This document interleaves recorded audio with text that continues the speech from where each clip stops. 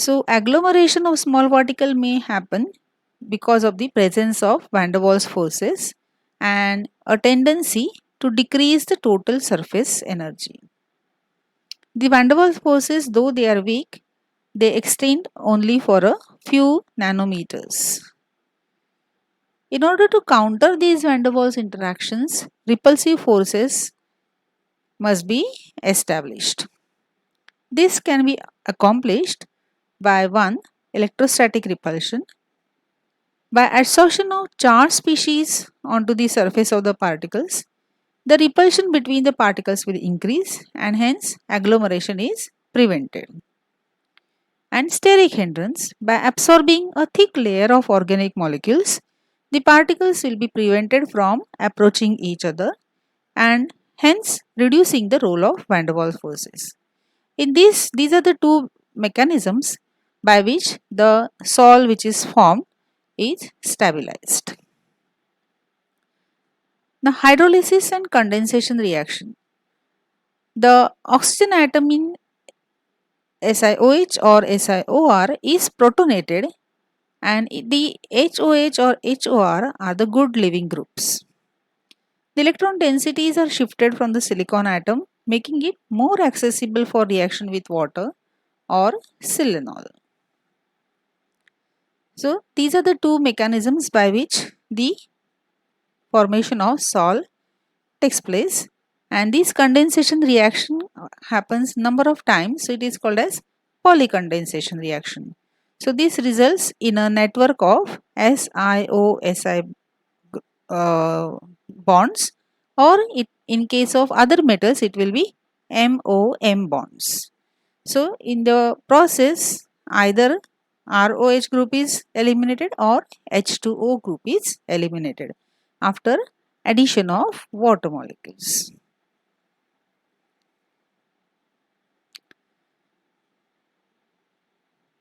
So, gelation is a process which results from the formation of an oxide, or these network as we have seen SiO, Si or MOM by several condensation reactions and that results in increase in the viscosity of the solution.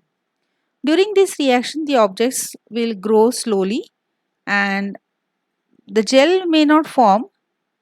As the gel forms, the viscosity will increase.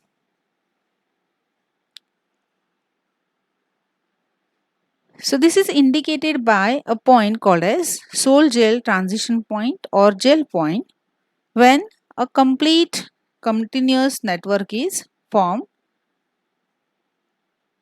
The time required for this is the time when it is possible to turn the container upside down. So all the fluid is trapped inside the gel and the volume is maintained as it is. So it's a thick paste like substance will be formed which will not fall down. So that indicates that the gelation has completed, but still the gel is live.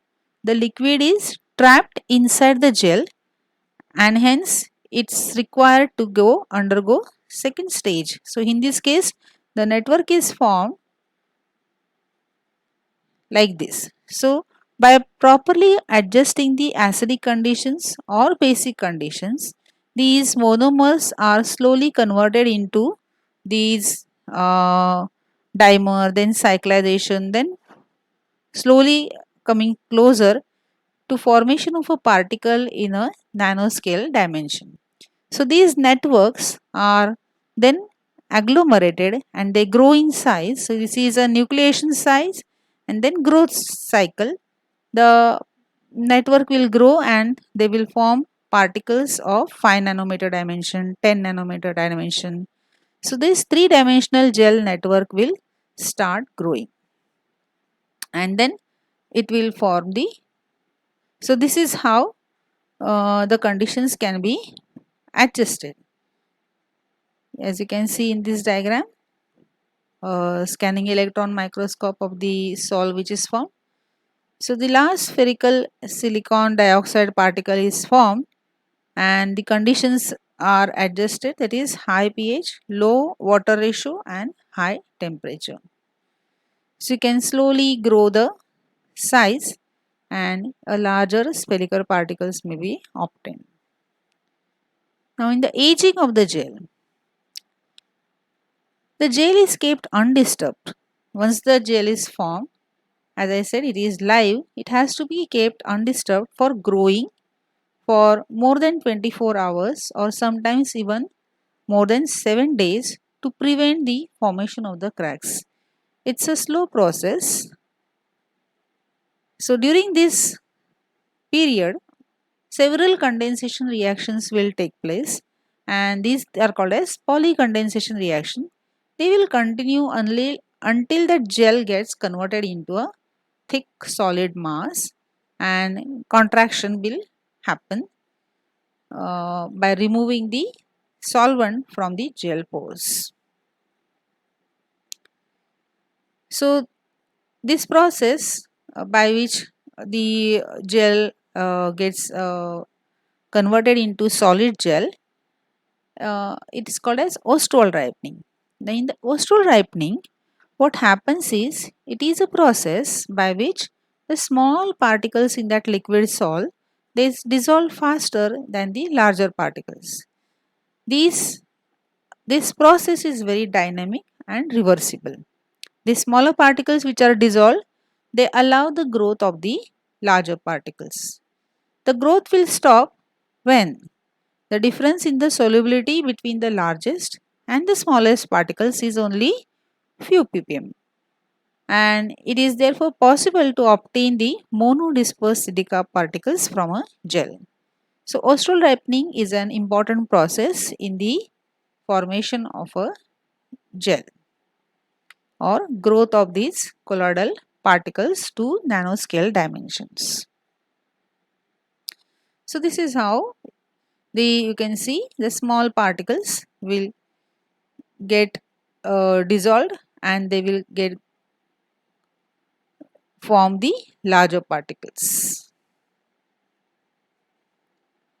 After this, the fourth stage involved is that drying of the gel. So when water and other volatile liquids are removed from the gel network, the process is though complicated, it results in the fundamental changes in the structure of the gel.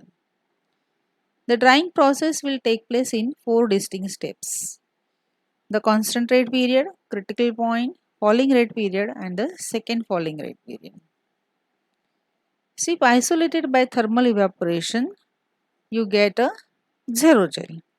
And if the solvent is removed by supercritical or near supercritical condition, we obtain an aerogel.